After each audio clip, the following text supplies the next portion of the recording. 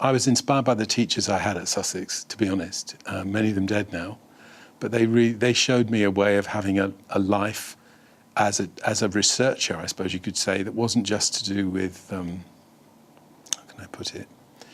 That was to do with being an intellectual more than just being an academic. And sometimes, people use the words academic, intellectual, as though they mean the same thing.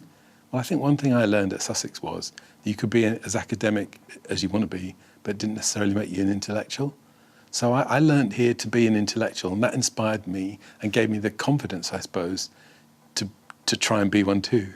The ethos that I encountered in the early 70s when I first was exposed to the place seems to have survived. I mean, I know there are times it's been beleaguered, I know there are times it's under pressure, it's probably under pressure now, but that ethos has survived. So, and that doesn't seem to, there's nowhere else for it to be stored except in the people that work here, and the kind of traditions of the place. My advice to students who are graduating today and later this week in this rather bleak environment we're in is to be curious, to pursue your curiosity as far as it will take you in the world, and not to imagine that education is something that can only be calculated by the amount of debt you're carrying.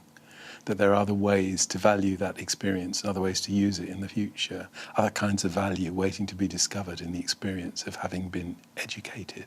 So we have to fight for the value of education outside of the financial value that it's forced to carry these days.